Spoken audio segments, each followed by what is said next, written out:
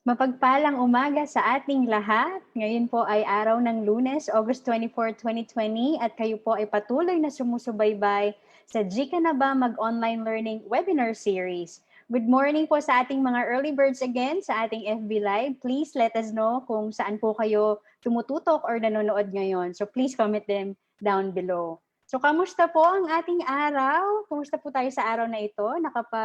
Recharge po ba tayo ng husto nitong weekend? Sulit po ba yung long weekend natin? Well, sa panahon ngayon, medyo hindi na natin nararamdaman yung araw na lumilipas, ano? Pero hopefully, kayo po ay talaga namang nakapagpahinga at handang-handa na ulit sumabak sa panibagong linggo. So speaking of araw, guys, alam nyo ba na 8 days na lang? Sige nga, ano yung magaganap after 8 days? Diba? Konting-konti na lang? Months na po. So naghahanda na po ang vocal cords ni na Jose Marichan at Mariah Carey. Kaya dahil talaga namang dito po sa Pilipinas, talagang ang months, ibig sabihin Pasko na yan. Talagang start na ng Kapaskuhan sa atin, yung spirit of Christmas. At kung September na after 8 days, ibig sabihin po, papalapit na rin po ng papalapit ang ating pasukan para sa unang araw or unang semestre ngayong taon. Kaya naman po layunin ng webinar series na ito ng UPLB Learning Resource Center na maihanda kayo sa paparating na semester. So nasa pang-apat na session na po tayo sa araw na ito. Grabe, ang bilis po, 4 out of 6 sessions na po kayo. At taas po ang kamay ng mga present mula sa session 1. Ay, hindi pala taas ang kamay. Comment down below. Sino nga po? Sige nga, sino yung mga perfect attendance? Please comment them down below. Wow, sige nga, tingnan natin sa ating FB Live. Sige. Kindly keep them coming sa ating FB Live, yung inyong mga comments. Ayan, ang dami ng tumututok. Hello, good morning kay Cindy Arajo Cube, kay Jennifer Pamis, ayan, good morning from Siniloan Integrated National High School. Kay Ella Fernandez, good morning. Kay Almer Lozada Garrido Casio, magandang umaga from KSA. Wow, nakakaabot tayo sa abroad, KSA. Good morning kay Erwin Cruz, kay Aris Barago, kay Pobre Uyamot, Cheska Pangat, Joseph Clarence, nakataas ang kamay. Ibig sabihin, present ka ba mula session 1 hanggang ngayong session? Good job. Alpha Embido, ayan, ako din daw po. Good job po. Eileen Panegarlin, siya rin daw, present from session 1 hanggang session 4. Evelyn Cordoves, hi, watching from Liliw, Laguna. Liliw, Laguna. For Fermin Ataiza, from session 1 daw, present siya. Wow, good job. Rani Cadalenya Samonte, good morning. Kay Guaynet Yapan, good morning. Kay Romel Makatiag, present din daw siya from session 1 hanggang ngayong session. Wow, ang dami nyo ha. Congratulations. Watching this session today, August 24, Sarah, ang munting prinsesa, siya ulit. Angela Giovanna, perfect attendance ever since. Wow, congratulations. Liz Clarin Isleta Montañano, hi, Ma'am Reina, Doc Reina, we miss you so much. Happy watching po. Catherine Losito, Nicole Fernandez, John Ponsaran, Teresa Pujas Canaya, Jonah Magbanwa, Gwyneth Yapan, Sir A.D. Riano, good morning from UPO daw, Jesper Bayawa, Norma G. Medina, wow, ang dami nang nakatutok. Clyde Tubang, Friza di Sangkap Talaman. Ayan, good morning sa lahat ng ating mga early birds sa ating FB Live.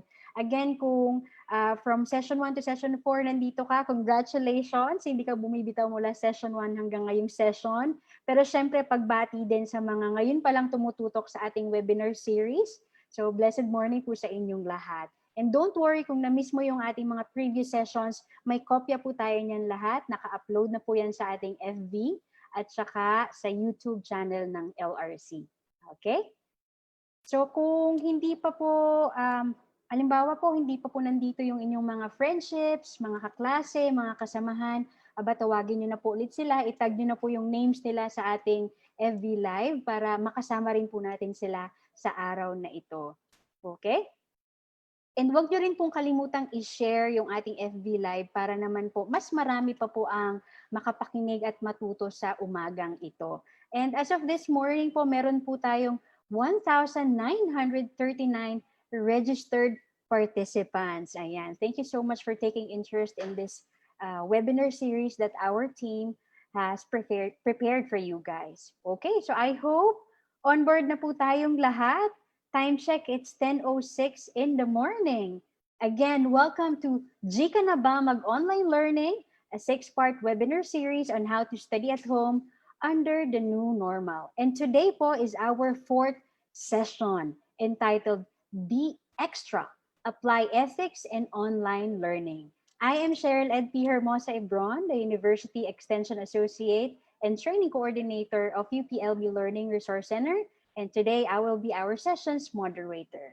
And just a few reminders before we formally start our session. Ito po ay paulit-ulit nating i-remind. So, ano na to, practice na sa atin to guys pagka nag-online classes na tayo, okay? So first, always keep your comments helpful and considerate to the speaker, moderator, and to your fellow participants. And then second, kung may questions po kayo, if you have questions, feel free to comment them down below. They will be addressed by our speaker after the session, and also ask questions that are relevant to our topic today.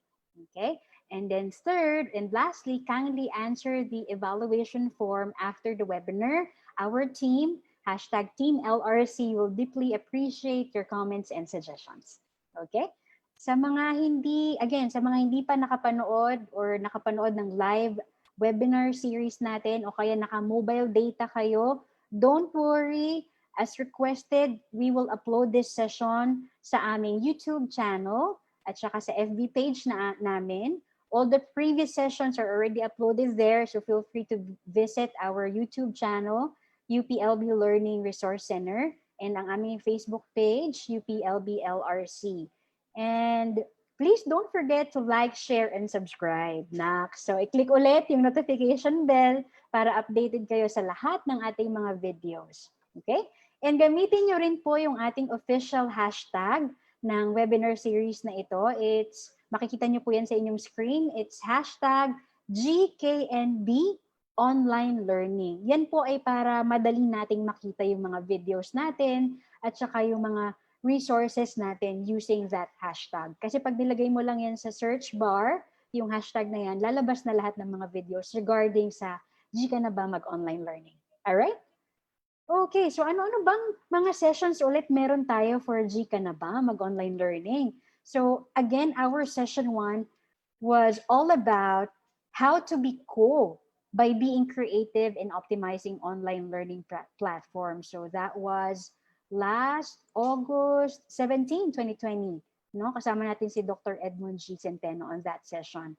And then for session 2 on Be Lit, we learned tips and best strategies for online learning with Sir Mo or Dr. Mark Oliver S. Liangco. And then on the third session, we learned how to be on-cam ready, and we learned the effective presentation skills that we need to have kapag nag-online classes na tayo. So we learned a lot from our speaker, Professor Mark Lester M. Chico. And today is our session on Be Extra.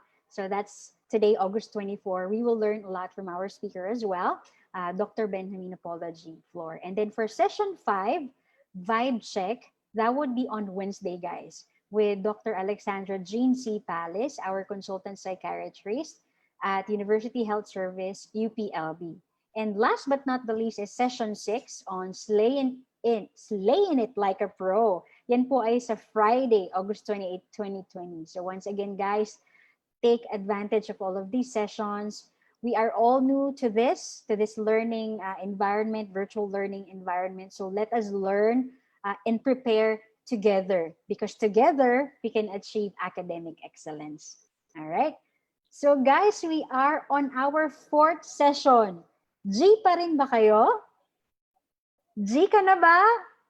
Kung G ka na G pa rin kami. Okay, so para simulan natin ang ating session, Simulan natin sa isang energizer activity para ma-exercise agad yung ating mga brain cells kasi masyado pang maaga para sa ilan. So, sa mga umattend na ng previous sessions, somehow you know what to do. Expert na tayo dito, no? Palagay ko pagkatapos ng mga webinar series natin, expert na tayong mag-mentee.com.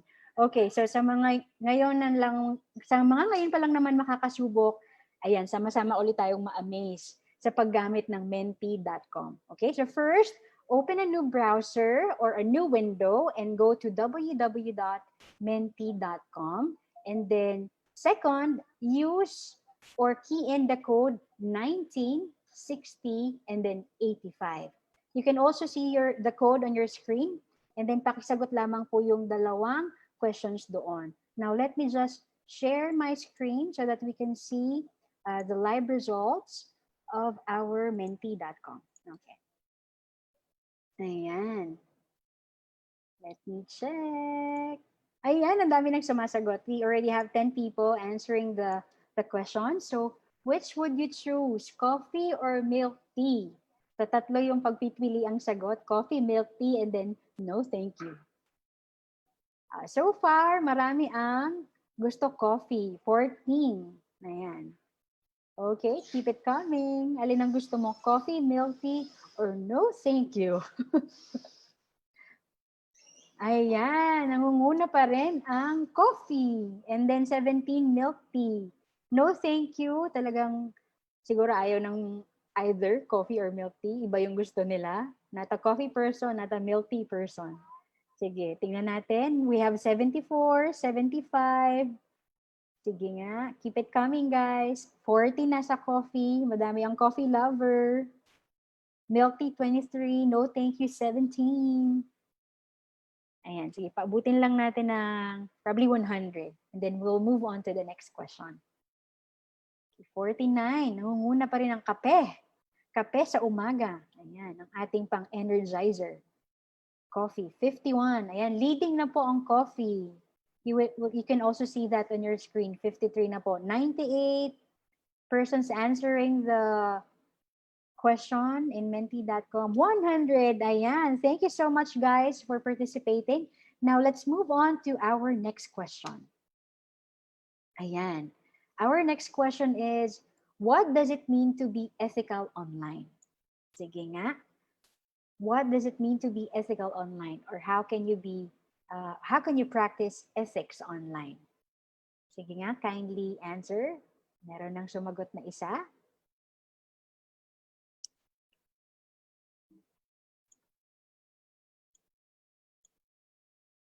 Professional, respectful.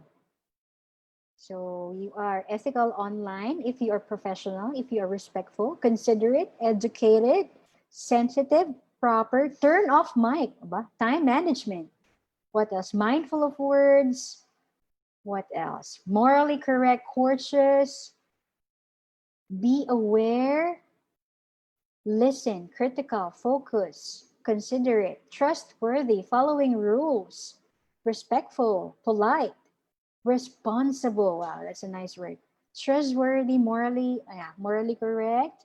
What else? Sensitive. Ayan. So far, ang leading or you guys believe that if you are ethical online, you are respectful. Yan, o dalawa, respectful and respect, and then professional. Okay? And then I also see considerate, sensitive, next to professional and respectful. Yeah, professionalism. Ayan. Okay, I guess. Ayan, tatlo talaga. Respectful, sensitive, professional, and then meron ding considerate. So you guys believe that para sa inyo, ang ethical online or you practice ethics online if you are respectful, you're professional, and you are considerate, and you are sensitive. Okay, so let's see kung yan ba ay nandoon sa ating i-discuss mamaya sa session 4 natin sa Be Extra. Alright, so once again, salamat sa 96 persons na nag-share ng kanilang views on how to be ethically online. O, di ba?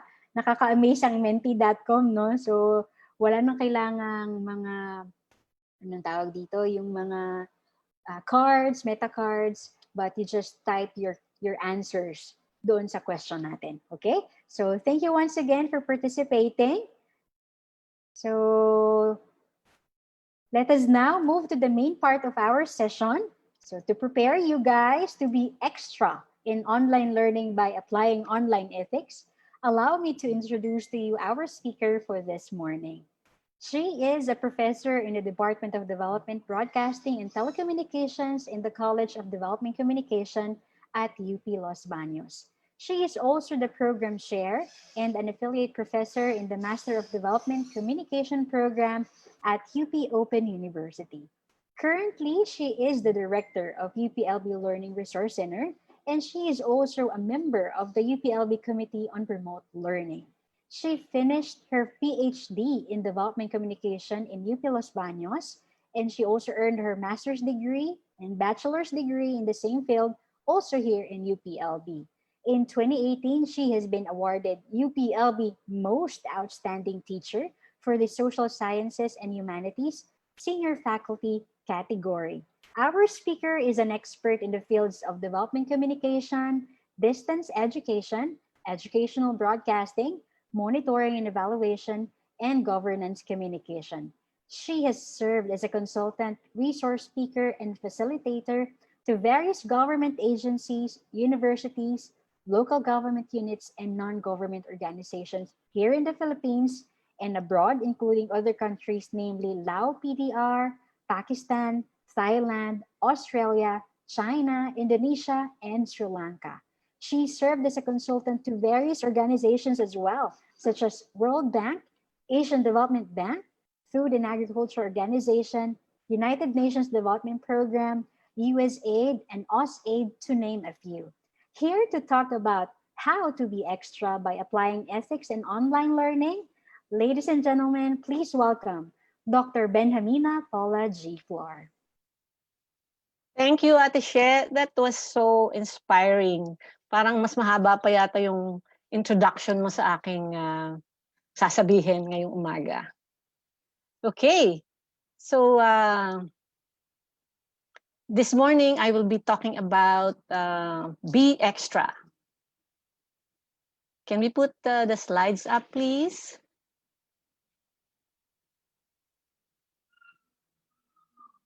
Josh?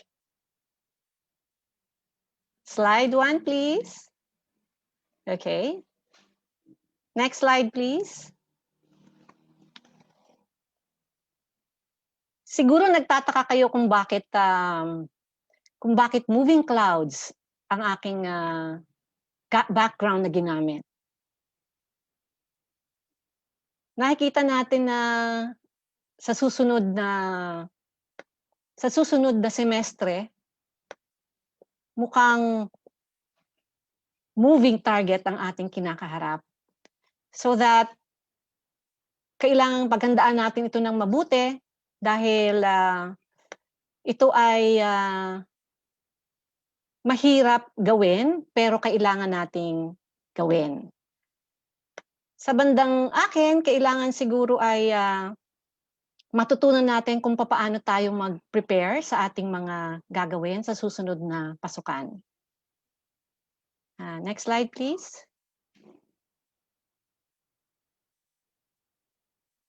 But before we start, I would like you to get a pen and a paper and answer the following statements. No? Using the five-point level of agreement. No? Always, often, sometimes, rarely, and never. First statement is, I post in social media pictures or messages without permission of the subject. I use others' ideas I have read as my own. Third, I react to bashers, bullies angrily. Fourth, I help classmates during examinations. And fifth, I share my answers to class exercises with classmates if asked.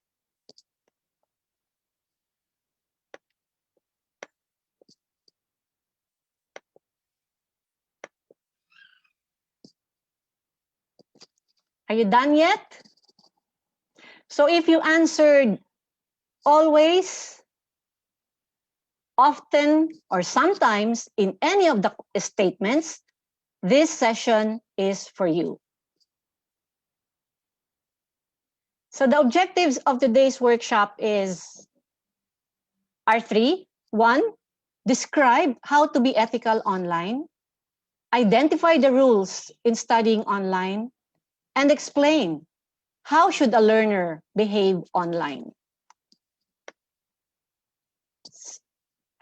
Backslide, previous slide, Josh. Okay. So if you notice, we have here a graphics. No? Bato-bato sa langit, ang tamaan wag magalit. No? Tayo ay minsan medyo doble cara. No? Pero online, hindi tayo pwedeng maging doble cara. No? Kailangan kung ano tayo offline, ganun din tayo online. Kung magalang ka sa totoong buhay, dapat magalang ka rin online. So, hindi pwedeng magbago ang ugali dahil nagbago ang ating learning platform. So, kinakailangan tayo ay maging totoo sa ating mga sarili habang tayo ay nag-aaral sa panibagong pamamaraan. Next slide, please. So, bakit ba natin kailangang maging ethical online? Bakit ito importante? Siguro sinasabi natin na ito naman walang kaibahan sa mga ibang pag-aaral except that this is done electronically. So makikita natin na itong graphics dito, sa palagay nyo, ano ang ibig sabihin niyan when it comes to ethics? Ano kaya yan?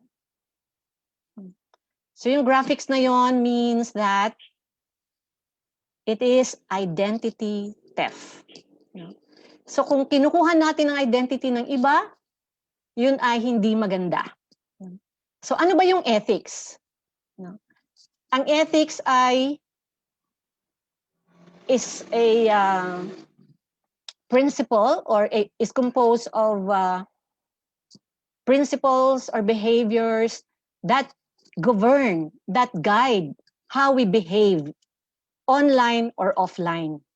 Kanina, napansin natin doon sa mga sumagot no, sa Mentee.com na binanggit ninyo yung responsibility, binanggit ninyo yung respect, binanggit ninyo yung integrity.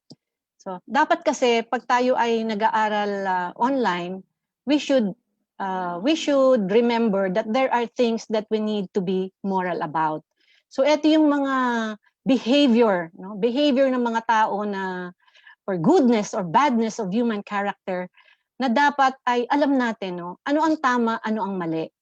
So, kung alam natin kung anong tama, kung anong mali, mas magagawa natin ang ating mga dapat gawin. Kung kaya, we have to be ethical, not only online, no, but offline as well. But in online learning, this is much evident because there are so many temptations in doing your work online. At alam natin na itong mga trabahong ito o mga assignments na ito ay may mga tamang sagot, no? May mga sagot na talagang dapat gawin. So anong ginagawa natin para tayong maging ethical? No? So dapat hindi tayo nangungopya, hindi tayo nagpapahiram, mga ganun. Pero dahil nga online tayo, walang teacher, so ang nakikita natin ay hindi naman ako kita ni teacher eh. So ibig sabihin, pwede akong mangopya, pwede akong mag-cheat, pwede akong magpasa ng assignment na may assignment, di ba? Kasi wala namang nakatingin sa akin eh. So yun ang akala natin, walang nakatingin sa inyo, but we have so many tools now na nakikita natin kahit na wala tayo sa tabi ninyo, no? Or wala kayo sa classroom, makikita natin kung ano ang ginagawa ng bawat isa.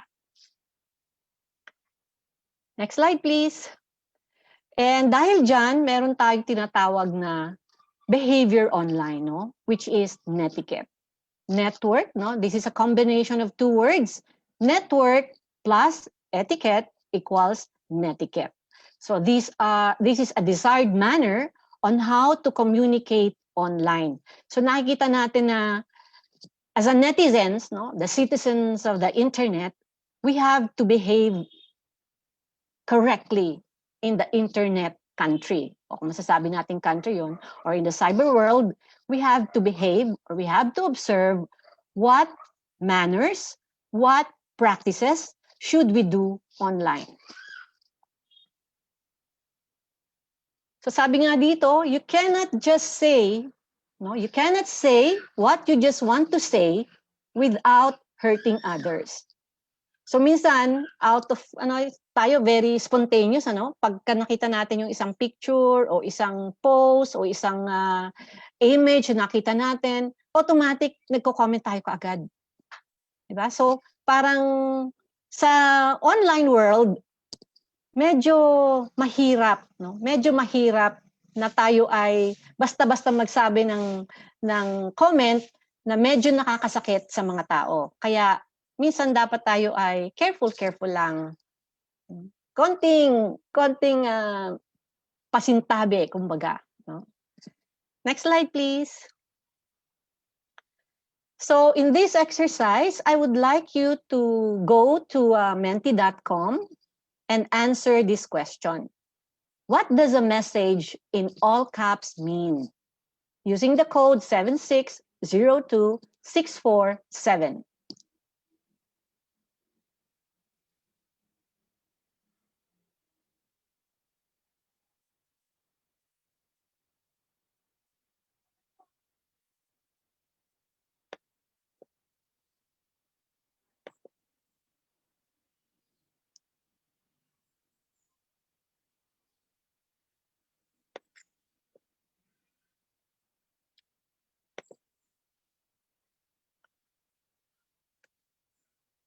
Emphasizing, yes, pay attention, flaming, angry,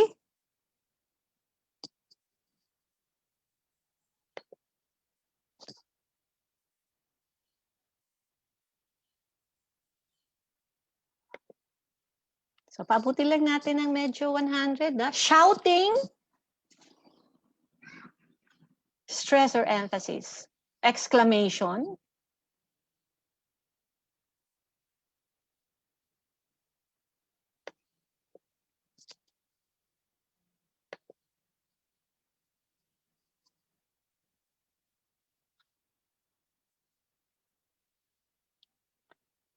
okay, urgent, exaggerated, no? Pero mukhang pinakamalaki yung angry, emphasis, shouting. Important. Happy, aba, inconsistent siya, no, sa angry. So if you could be happy, oo, pwede rin, pasigaw. No, mad, galit, screaming, anger.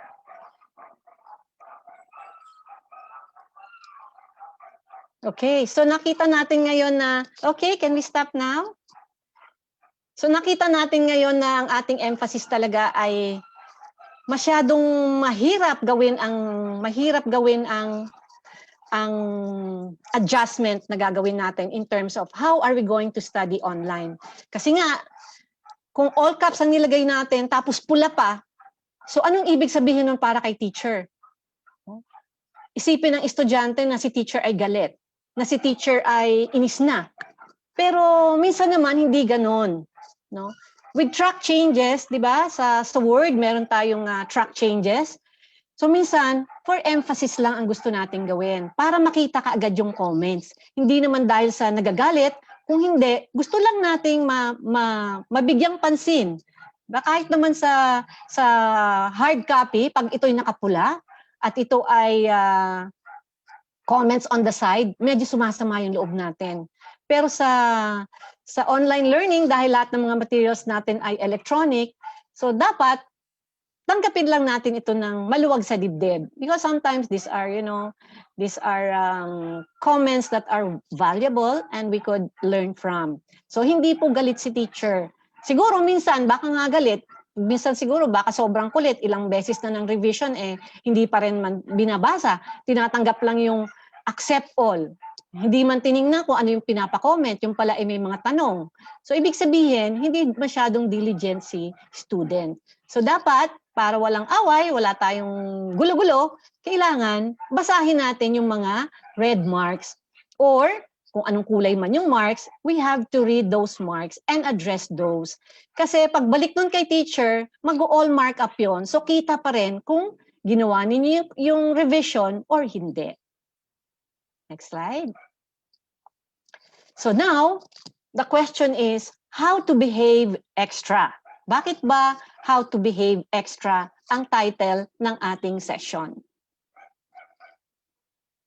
So, extra is a mnemonic. E stands for emotionally mature.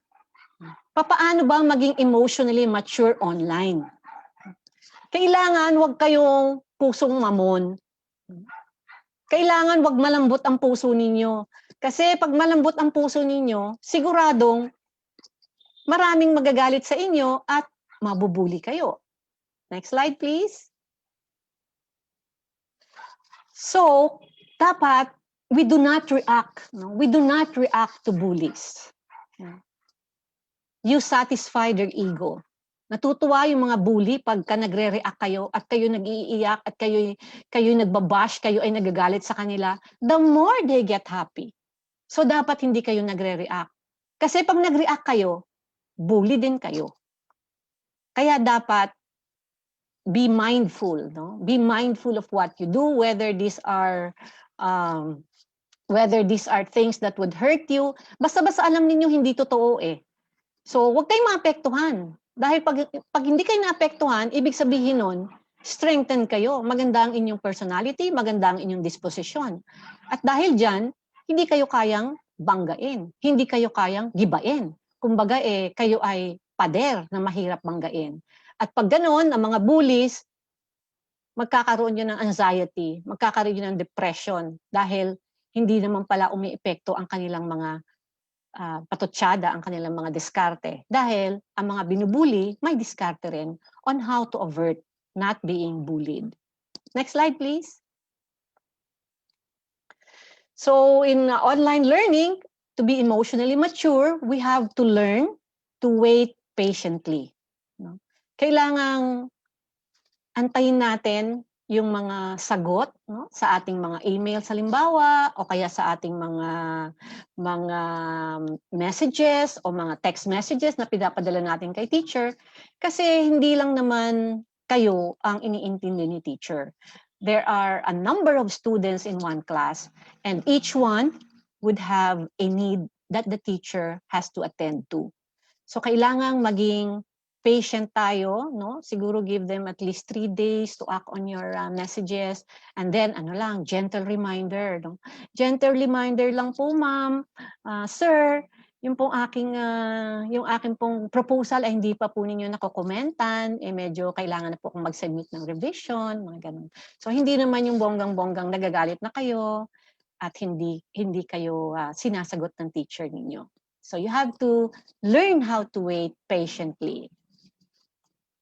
Next slide, please. So the next letter in extra is X or xerophytic, which means you can adapt to a dry environment. No? This is a metaphor. So online learning is likened to a desert, halimbawa. Kung ikaw ay nasa desert, paano ka mabubuhay? So kung ikaw ay nasa online platform, paano ka mag-aaral? So you have to be flexible, no? You need to adapt. Sabi nga natin, parang cactus lang, no? Parang cactus lang. Next slide, please. So like a cactus, you need to grow. No? You need to adapt. Yung cactus pag sobrang dilig, namamatayan. So kailangan natin na huwag masyadong diligan. In like manner, sa online learning, you are a self-motivated, self-directed, independent learner.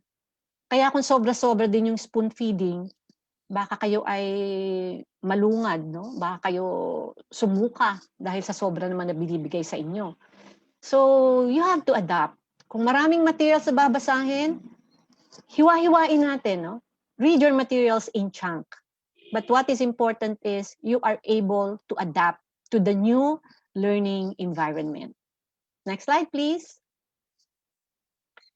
And also another thing that you need to be very careful about in the new learning environment, kaya nga sabi natin is you have to adapt because you have to be very careful with your passwords.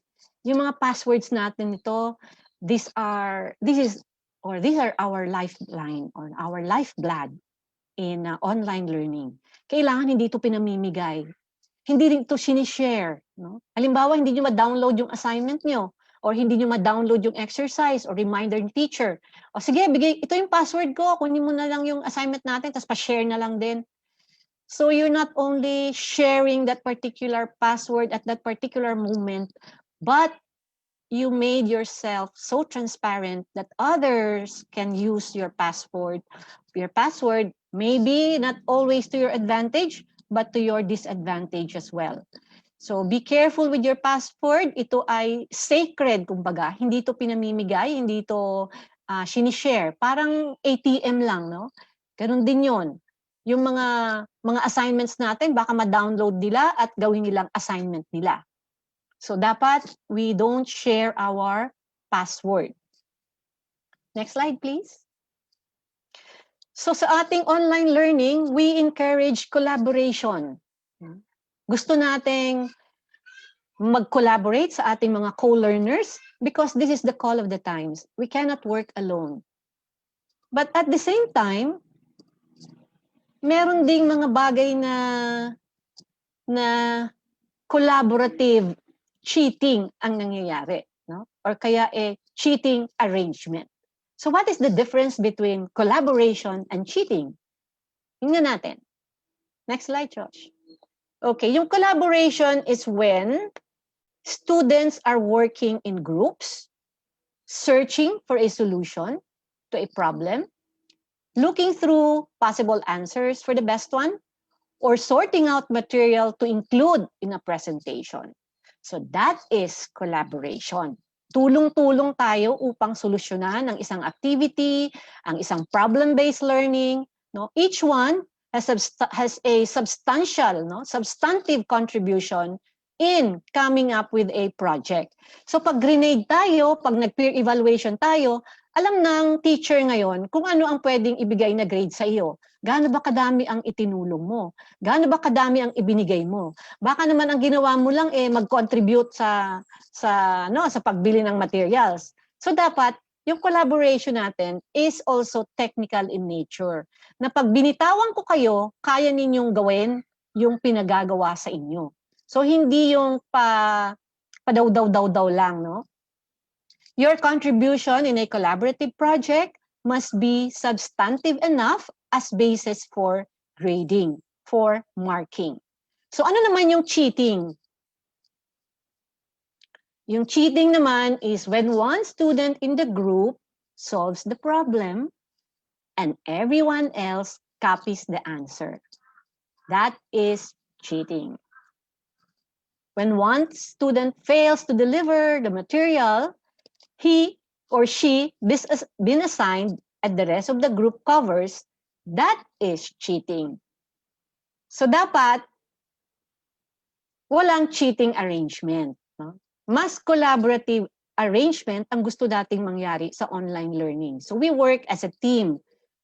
No? Hindi natin hahayaan ng isang magaling, o may kaklase kayong summa cum laude, o magna cum laude, o cum laude, siya lang ang gagawa, at yan ay kung magpapakopy siya. At sabi nga natin, collaborative. So pag kayo nasa online learning, talagang yung collaboration is very evident. So gusto natin ay tulong-tulong tayo. No, paggawin ka ba naman ng project halimbawa, no? Social marketing plan halimbawa, o gagawin mong nationwide, paano mo gagawin mag-isa?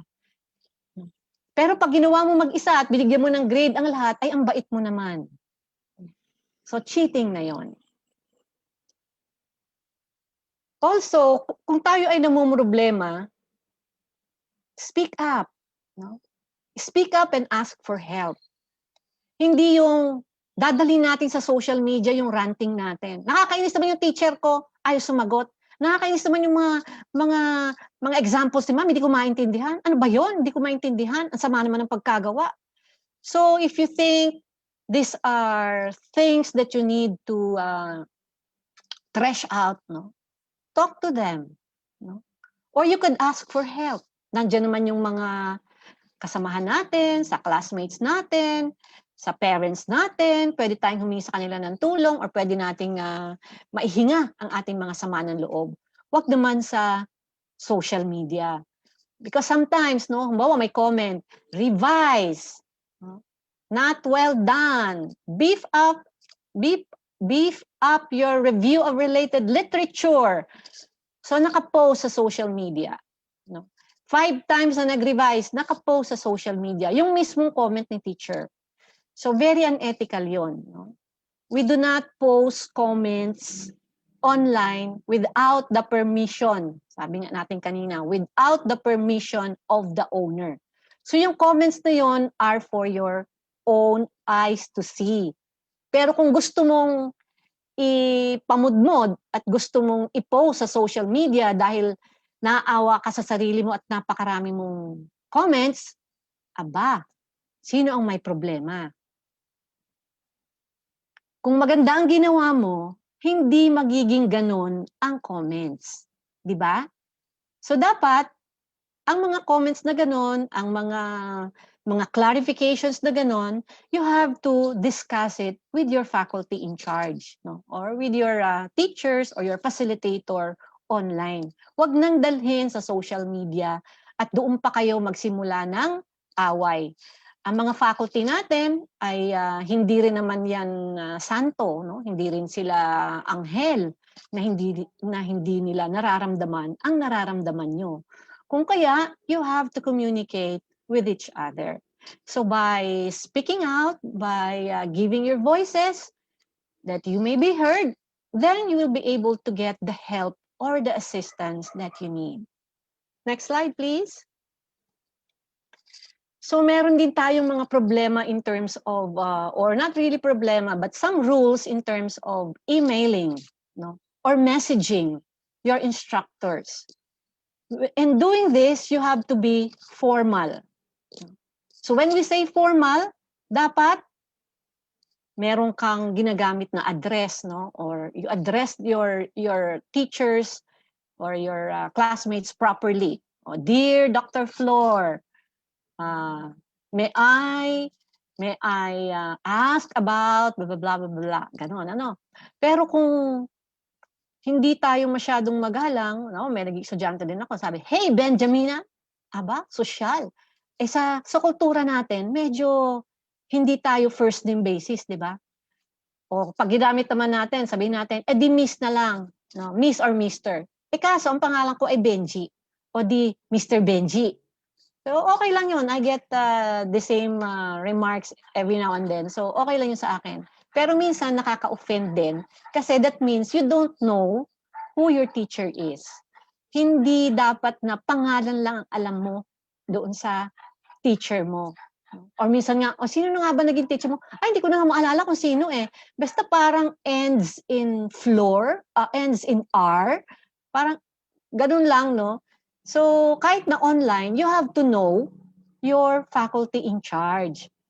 At least man lang yung gender, para pag sumulat kayo, tama naman yung Dear Miss Flor. O kaya, Dear Mr. Jonas. At least kilalanin nyo sila na sila pala ay male or female man lang.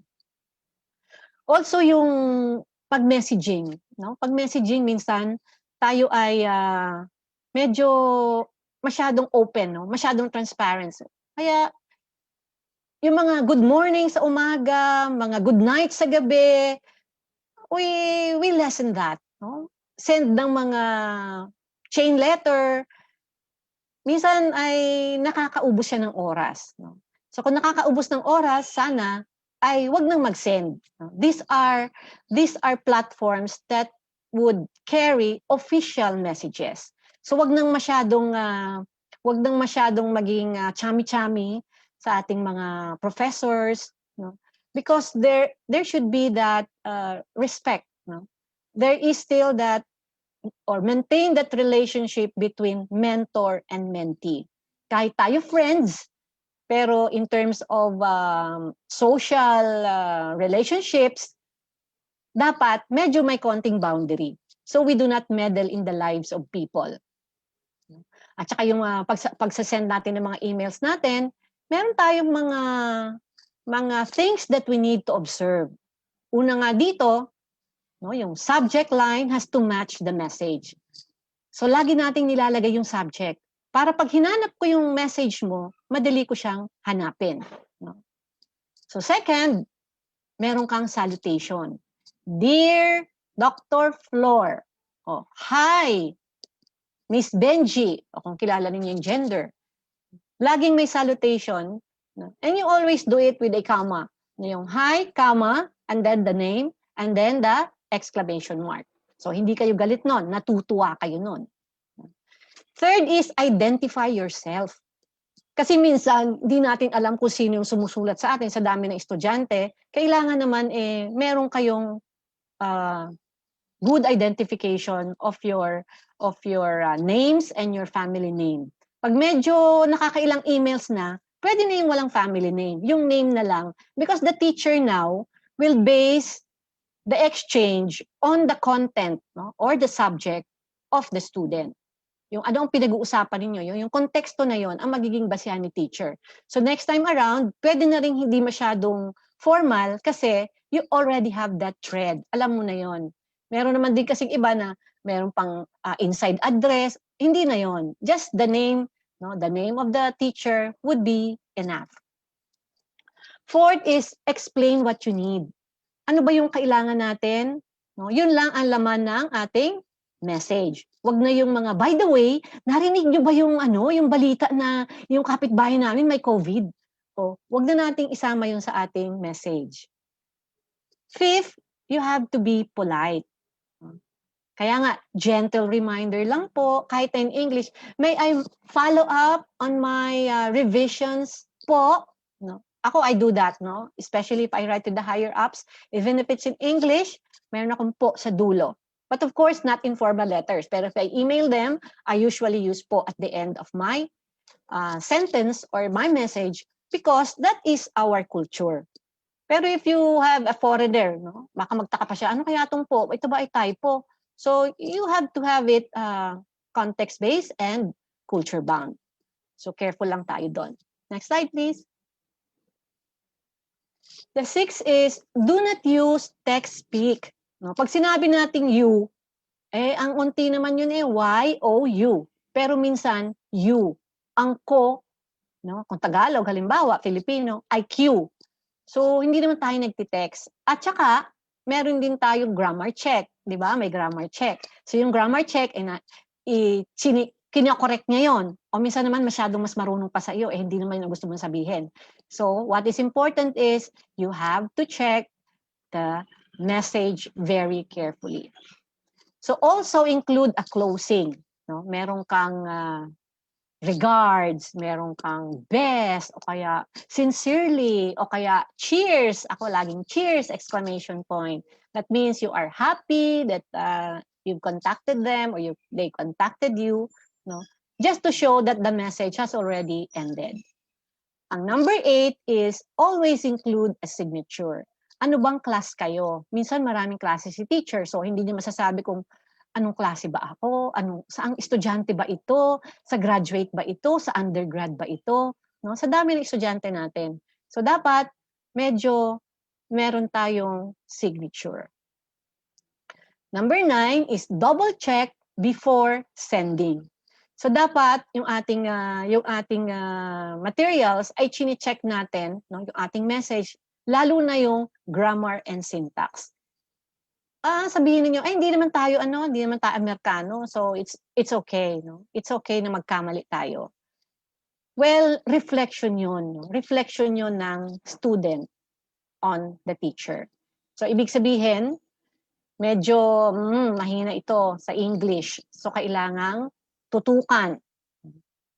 So kailangang di mo naman chine-check ang email o kaya binabago mo na, oh, you mean went. Or you mean go. So ganun na lang ang ginagawa natin to show that there is some flaws in terms of sentence construction. 10 is let the teacher know you got the email. No, may acknowledgement receipt. This is acknowledged. Thank you for your quick revert. Acknowledging receipt. Kasi minsan hindi alam ni teacher na hindi pala nakarating. Na-spam pala. Nasa spam folder pala yung sagot mo. So si student at a loss. So dapat you have to acknowledge whether you receive or did not receive the response. Next slide, please. So this is a sample of a formal message, no? Formal email to your teachers. So lalagay natin dun sa subject, link for the activity or kung ano man yung subject, comments on the research proposal, no? Submission of exercise number 1. So dear Dr. Flor, no? I am Joshua Michael from DevCom 101L. May I kindly request for the link for today's activity? Ako nilalagyan ko pa yun ng comma, please. Para man hindi masyadong demanding ang student. Thank you. Many thanks. Tapos, best regards. Sincerely. Yung pangalan, Joshua. Kilala ko naman si Josh, kaya I don't need the family name. But if it is a first letter, then you could write your family name. So yan yung example natin on how to write a formal email to your faculty in charge. Next slide, please. And also, in doing or in creating your account, always, always, always use your real name as your username. Wag naman mga hatbird@yahoo.com or angelfire@gmail.com. Kasi pag hinanap ko yung pangalan, bawa, hinanap ko si Joshua Jonas, no? Hindi ko na yun malaman kung nasaan. Halimbawa, kung ang pangalan natin is si Sarah, ang munting prinsesa, paano ko hahanapin si Sarah munting prinsesa, wala yun sa aking class list? O dapat, kung ano yung pangalan ninyo, yun ang gamitin ninyong username. Because that will also a guide for the teacher to look for whom. Otherwise, baka nasa spam folder yung inyong message. Di 5 na kayo sa exercise na yon. So dapat wag na kayong mahiya kasi minsan actually I have some students na ganon. And then tinanong ko, kasi naman yung pangalan mo hinahanap ko, wala naman doon. Di minarkahan kitang wala kang sinubmit. Ma'am, nag-submit po ako. Okay, kung nag-submit ka, can you forward to me the same file?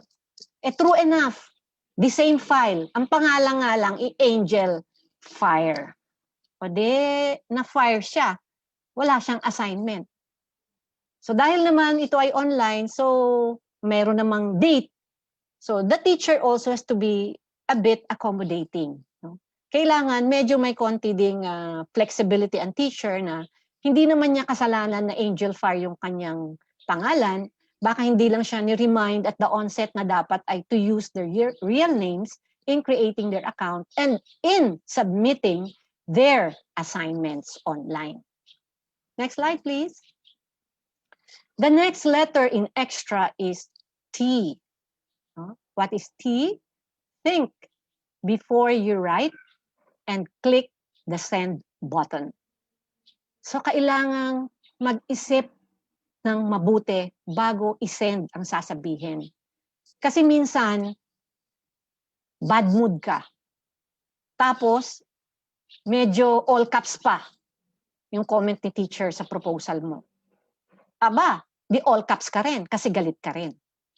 So, nag-draft ka na ng sagot. Pero syempre, nagdadalawang isip ka, isi-send ko ba to? So, be very careful in drafting your response. Baka nasa draft nga, ay na-send mo pala. Hindi mo na mababawi yun. Kahit pa i-delete mo, nasa cache na yun ng internet. So, pwede nating ma-retrieve. Kaya kailangan, hindi tayo masyadong silakbo. No? Silakbo, kaya nga sabi natin, be emotionally mature. Pero sa online learning, talagang we have to think before you write. and sending the click button. Kasi delikado. Delikado kung anong masabi ninyo. Galit na galit ka. Minsan may isang estudyante din ako, ang proposal talagang galit na galit, no? Wala siya masyadong respondents. So nagmumura siya, nagmumura doon sa proposal at yun ang na-send sa akin na proposal. Hindi naman ako ang minumura, in fairness. Pero, alam mo yun, sa galit mo, yun ang sinulat mo at hindi mo naman nabura. Eh nagkataon na kailangan mo nang mag-submit ng assignment. Eh na-submit mo the same material. You were able to pour out your anguish, no, your anxiety in that paper, pero na-share mo naman. So dapat before we click the send button, isipin muna natin, tama ba itong gagawin ko?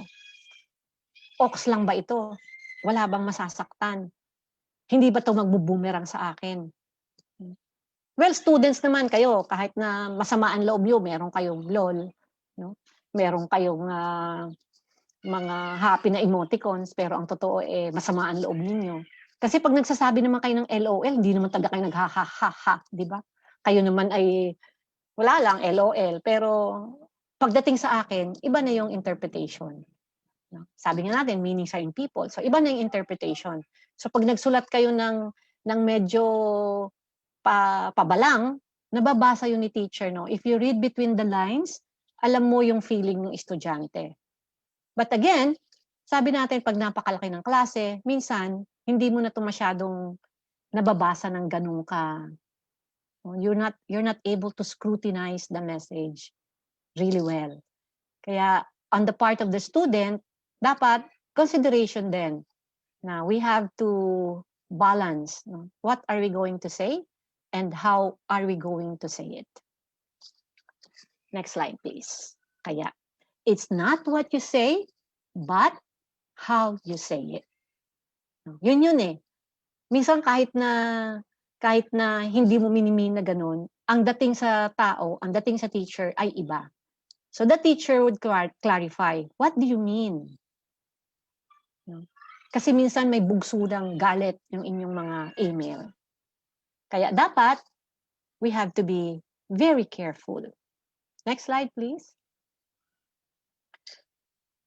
And because you are being very careful, that means you are treating each other treating each other with respect. Sabi nga natin, in online learning, we treat each other equally with due respect.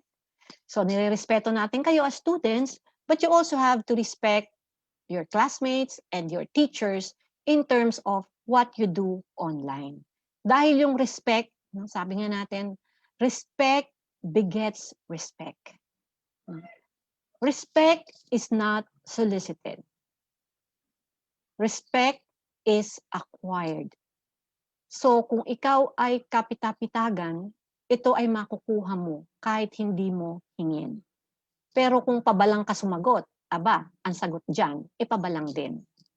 Kung pabalang ka magtanong, ang sagot, pabalang din. So if you do not want others to do unto you, do not do unto others what you do not want others to do unto you. Ang ating golden rule sa online learning. Next slide, please. It is also important that you cite your sources properly. No? Bakit atin ito kailangan? Because in online learning, you tend to copy what you have read. Hindi naman siguro copying bonggang-bongga, but the ideas of others. You tend to copy the ideas of others and make it as your own. So if this is not an original idea, you have to cite your references properly. No? Halimbawa meron tayong mga discussion forum, mga ganyan. So yung ating mga discussion forum, you have to be very careful also, no? Pagka you are asked to participate in the discussion board, if you have one, then you have to make sure that you cite your references properly. Pag pinag-comment kayo, wag yun lang sabihin na, it's awesome, that's great, o kaya, I agree. Dapat medyo substantive naman yung ating mga comments, no? Which add value to how the students as a group learn. Ito tinatawag natin metacognitive. na parang you learn how to learn. Because of the new submissions, because of the new references that were given there, you tend to expand what you already know. Kaya we have to cite our sources properly. At sa online, laging iniisip natin, di naman na yan binabasa ni ma'am. Yan naman pwede lang sa internet kunin. No? And that is plagiarism. If you take another's idea as your own, that is plagiarism. And plagiarism is a very big crime in the university. Isa ito sa mortal sins, no? If not the mortal sin in the university. Bawal mag-plagiarize. You can paraphrase. And what is wrong with citing your references? Basta man, wag ng buong thesis ang kinopya. Portion lang, no? If you copied, no, it's the rule of thumb.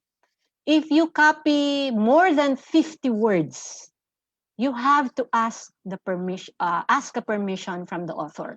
Hindi mo pwedeng kopyahin yon nang walang permission from the author. And then you include the permission sa annexes maybe of your manuscript, or when you submit in a journal article, hinihingi yon, no? Hinihingi yon ng publisher. Kasi pwede kang masu. If you use those materials, no, subject to copyright yon. Kaya you have to make sure that you cite your references, your sources properly. Kahit ito ay sa radyo, kahit ito ay sa TV, kahit ito ay sa print, sa internet, sa journal, sa libro, o kung conversation, lagay nyo doon para meron tayong balikan. And of course, when you cite the page or the date of when you access the material, minsan wala na yung link. So pag wala na yung link, hindi na natin pwedeng balikan. So you always indicate the date of retrieval. So lusot na naman kayo doon. But of course, when you copy and paste, at yan ay hindi man lang ninyo ni-retype, no? At kaganda-ganda ng pagkakasulat, yun lang huli na kayo. Huli na kayo nun. Kasi especially if you're using a Mac, no? Or using an Apple iPhone, nag-iiba yung font. At saka may mga words doon na may link. So ibig sabihin, or nagbo-blue, underlined. So nakikita yon kaagad-agad. Or iba yung font, may sinulat ka, may kinat and paste ka. So yun, you gave yourself away. Kaya kung gusto ninyong mangopya, siguro, ano nyo na lang, i-retype nyo man lang. Pero just the same, mahuhuli pa rin kayo. Kasi ang ganda ng pagkakasulat, ang ganda-ganda ng logic, ang ganda-ganda ng coherence. Sa mga email mo naman, sa mga previous submissions mo naman, hindi naman ganon. So, magtataka si teacher, bakit ang ganda ng assignment nito? Sige nga. So, ika-cut and paste, i-highlight ko lang yon at ilalagay ko sa browser. Voila! Ayun ang source na pinagkunan ninyo na hindi man lang ninyo sinite man lang as your reference. So, dapat in online learning, it's very critical, it's very important that you cite your sources, your references properly, accurately. Minsan nga, mayroon pang style, no? APA, no? MLA, no? Chicago Manual, kung anong ginagamit nating citation index. We have to be consistent in terms of the requirements, but at the same time, what is more important is you are trying to recognize that this is not your own idea, and therefore you cannot claim it. Next slide, please. The next letter is R. Remember, you are an online learner, and therefore, be resilient. So bilang online learner, kailangan nating maging flexible. Kailangan nating mag-adapt. So magtataka kayo, bakit ba octopus yung representation? Bakit ba octopus yung metaphor ni ma'am? Well, ang octopus ay very adaptive, di ba? Pag yan ay nasa dagat, nag-iibang kulay. Pag yan ay may kalaban, nag-iimit ng ink. Pag yan ay nag-camouflage, hindi mo na yan makikita. Pag yan ay naputol ang isang tentacle, bubuhay uli yun, mag-grow uli yung tentacle na yun. So just like the octopus, we have to be resilient. We have to adapt what any kind of learning platform, what any kind of studying styles, what any kind of relationships do we have online, we can easily manage ourselves. Kasi if you succeed, you only have yourself to congratulate. But if you fail, it also lies on your shoulder, or the burden lies on your shoulder as well. Ikaw lang talaga ang may accolade. Kung gumana ka, kung naging cum laude ka, because you are resilient, because you are trying to know where you are, well and good. Pero if you cannot thrive in the new learning environment, learn to thrive. Because I think this will be the new normal, not only for this semester, but for the coming semesters as well. So dapat maging resilient tayo. Parang climate change lang. Filipinos tayo. And as Filipinos, we are naturally endowed. We are naturally resilient.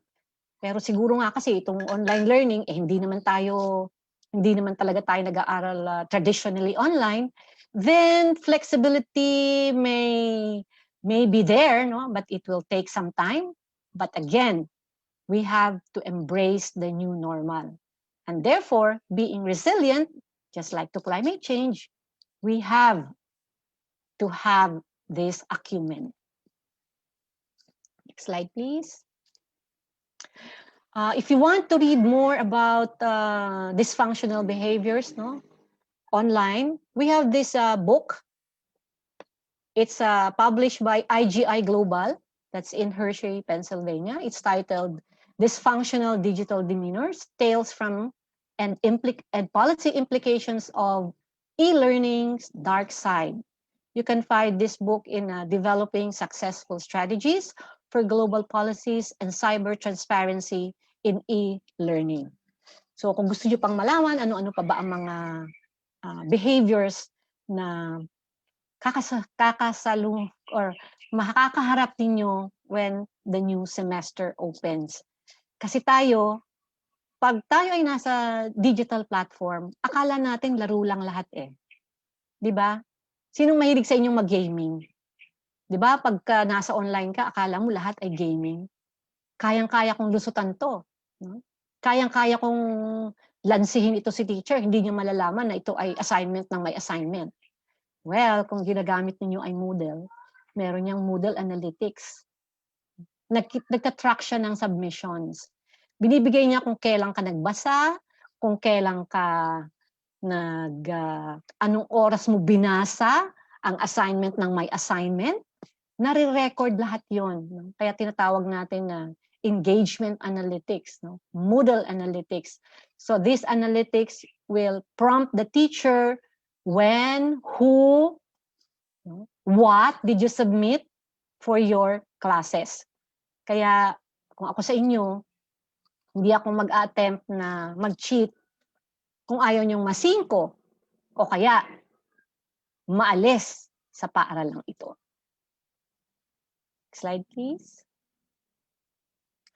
The next letter in extra is A. Always smile. In whatever you do, to your teachers, to your classmates, and to your modules. Huwag ninyong itapon yung inyong modules pag kayo ay galit na. Or huwag ninyong basagin yung inyong computer pag kayo ay galit na. Dahil your computer is your friend. Huwag kayong magalit sa computer. Dahil pag nawala si computer, wala na kayong classroom. That is your classroom. That is your virtual classroom. Kaya dapat mahalin ninyo ang inyong mga computer. So kahit na hindi maganda ang nakasulat sa computer, ang hirap-hirap ng mga formula, huwag kayong mabwisit sa computer.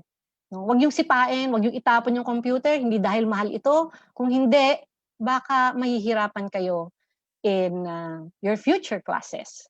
At saka, minsan din, etong dalawang emoticons dito, medyo mga nakaka-pressure yung mga emoticons na yan, no? Yung hu, no? Magsasamit na, sorry po ma'am kasi namatay yung aso namin. Sorry po ma'am kasi inoperahan yung, ang daming rason ng estudyante to request for an extension. Sa online learning, hindi problema yung extension. No? Yung teachers mas accommodating. Mas may puso kumbaga ang teacher na ang online teacher. So pumapayag na may extension, no? Yung lumuluha na emoticon, talagang ako'y medyo naiinis ako diyan, no? Naiinis ako diyan kasi ano siya nakaka-pressure. Parang, hindi ko ba 'to na-check? Hindi ko ba 'to nasagot? Ang alam ko nasagot ko na 'to eh. O kaya yung pleading na emoticon na parang, please, please, wala namang magagawa si teacher kung late ka 'di ba? So, okay lang kahit 'wag mo nang ilagay yan, understood na yon. Ang dami mong pinagdaanan, ang dami mong problema. So yung mga problemang yon, nire-recognize yun ni teacher. Hindi lang yung bastang we give the student, no, the benefit of the doubt. Malay mo nga naman totoo siyang na-COVID o totoong na-COVID ang kung sino man sa pamilya nila, di ba? So pagka ganon, apektado yung assignments mo, apektado yung workspace mo. Kaya mas understanding ang mga online teachers. At dahil online teachers kami lahat ngayon, I would assume na mas magiging understanding at flexible ang ating mga teachers. Next slide, please.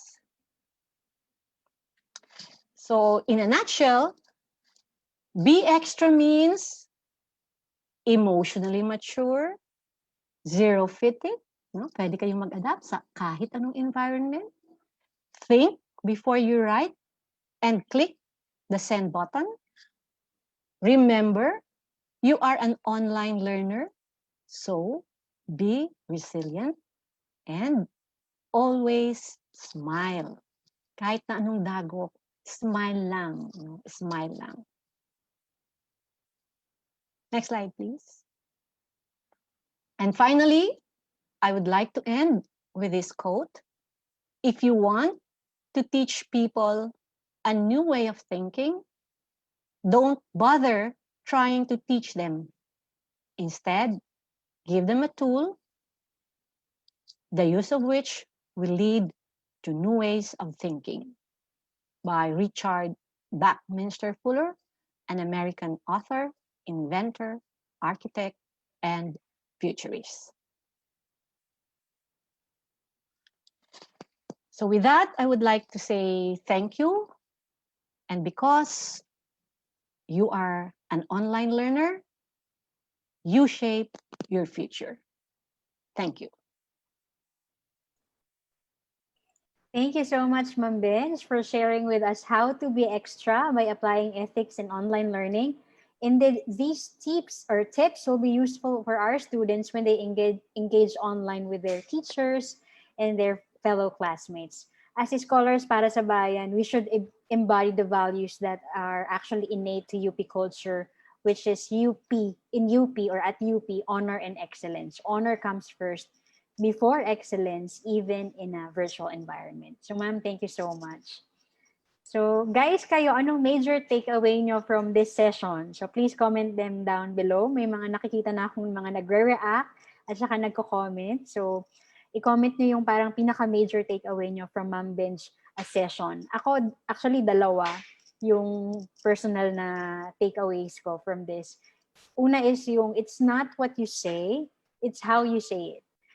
Both yan, sa personal ma'am, no, sa face-to-face at saka sa email. Kasi pag sa face-to-face, same. Pag sa email, kapag medyo direct lang or straightforward yung pagkakasulat ng message, parang hindi magalang. So, as usual, I always include, may I kindly, may I please, di ba ma'am? Kasi parang mas may ano pa rin, mas may respect pa rin kahit papano.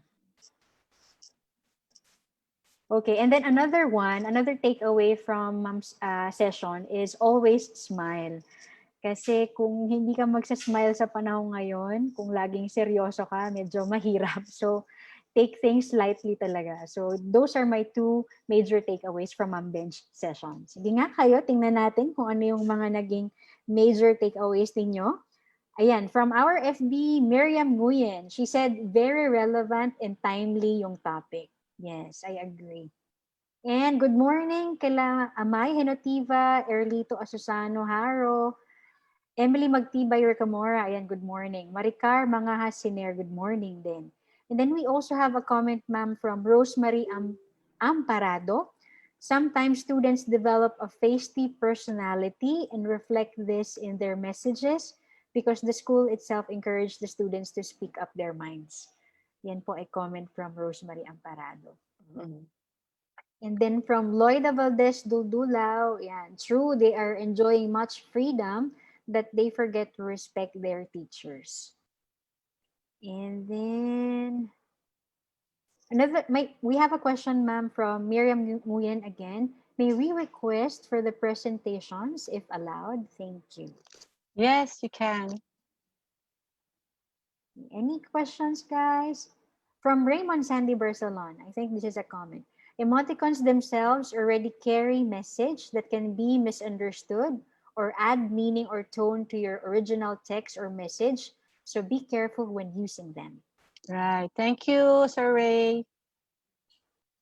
From Jojo Rington, understanding and flexible online teachers. Okay. From Rosemary Amparado, I love the quote daw po. Thank you very much, ma'am, for the very good presentation from Miriam Nguyen. A lot of messages, ma'am. I thank you. Comments, nagpapasalamat po sila for today. Thank you, ma'am. Thank much, Ma'am Flor. Thank you very much, Ma'am Benj, from Miss Carmela Ong. My sister. Nga pala. Okay. Jess Maurice, thank you daw po, ma'am. Ayan, nakikita po ni ma'am lahat yan. Maricor Mga Hasiner, thank you and keep safe or stay safe. Thank you, Ma'am Benj, for sharing your knowledge. Thank you, ma'am. Very inspiring and informative topic. Be extra. Thank you, UPLB LRC and Prof. Benji Flor for a very relevant webinar from Nelisa Masanke. Thank you for a clear and comprehensive presentation. Ayan. Puro thank you ito ah. Okay. Kasi naman yung ibang emoticons minsan kahit na they carry a message, sometimes misleading pa din eh. Parang minsan na-click mo lang tapos hindi pala yun ang gusto mong sabihin. So it becomes an animosity at the same time. Kaya ako very careful akong gumamit ng mga emoticons. Emoticons is a good area of study, no? Culturally and culturally it's a very good study because sometimes we do not react the same way as those emoticons that have been interpreted. So minsan tayo na nag-i-interpret kung anong gusto natin gamitin doon to emphasize what we want to say. Kaya nga minsan you do not have to say anything but just send the emoticon. So kung mga smiley lang yan, madaling intindihin. Pero may mga emoticons na ang hirap i-interpret, hindi ko alam kung nakatawa o nakangisi, yung gano'n, hindi mo alam, yung green, na parang, ano ba yun, tuwa ba yun? O ano, parang naiinis yata eh. O, kasi di ba when you smile, ang smile nga hindi pinapakita yung ngipin naka-green. So parang, bakit? Bakit siya naka-green? So parang, natutuwa ba to? So papakita ko sa anak ko, ay, ano ba itong emoticon na to? Anong sinasabi? Natutuwa daw siya. So, ganun ba yun? Bakit hindi, nakangisi nga big smile nga okay. So, alam mo, mga lolo, mga titos nyo, mga titas nyo, sa inyo yung LOL laugh out loud. Pero sa amin, pwedeng lots of love. So, iba, di ba? Meaning sa in people. Kaya minsan yung internets lang, hindi masyado natin ginagamit. Halimbawa, ATM. O, pag sinabi niyong ATM, ano ibig sabihin? Sa lengguwahe ninyo, sa panahon ninyo ngayon, at the moment. Pero sa amin, alam namin ATM sa bangko. So, yung, alam mo yon, may konting generation gap. So, minsan, nawawala-wala tayo. Kaya, dapat, careful lang. And siguro, we just have to be discerning on what messages, sabi nga ni Ate She, it's not what you say, but how you say it. So kahit ka nagpi-plead, hindi mo na kailangang maglagay ng hu o maglagay ng mga kasi ito sa Laos ang ibig sabihin nito ay yung parang I respect God. Ito I respect my teacher, I respect my friends. So pag gumanong ka sa Laos, respeto 'yon, hindi 'yon pleading, no? Nope, ang tawag natin nope. Pero ito it's very used commonly. Kaya tuloy ay nami-misuse sa atin na pag nagpi-plead tayo, pag nagpi-plead naman tayo, sige na ma'am, please, 'di ba? Kahit yung apo ko please, lahat na lang ay natututo ng ganun. Because it's there, no?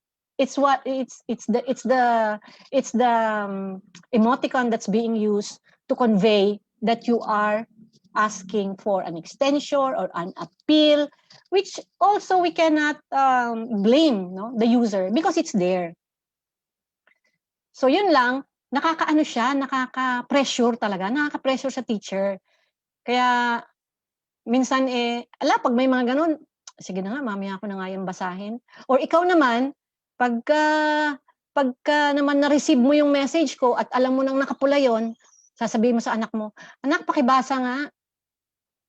Bago ko basahin, baka kung ano na naman ang sinabi ni ma'am, mabwisit ako.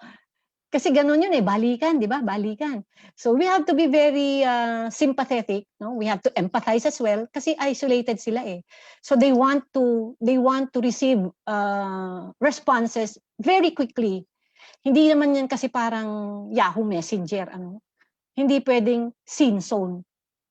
Hindi mo kita yung sagot pero kung scene zone na tapos deadma lang, siyempre sasama din yung loob ng estudyante.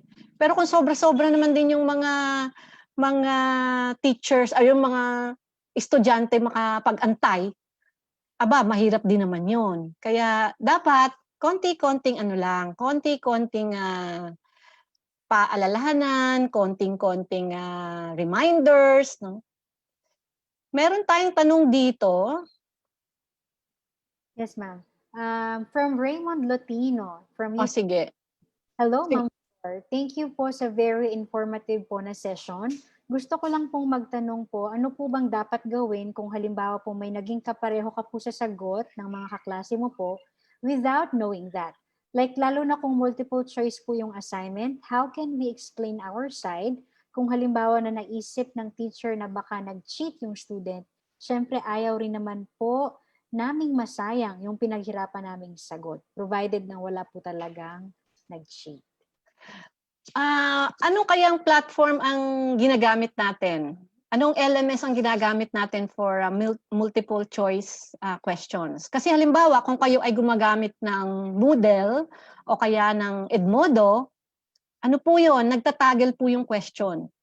So pag access ko nung test question or nung test, hindi kami parehang number 1 ni Ate She. Hindi kami pareha ng number 2.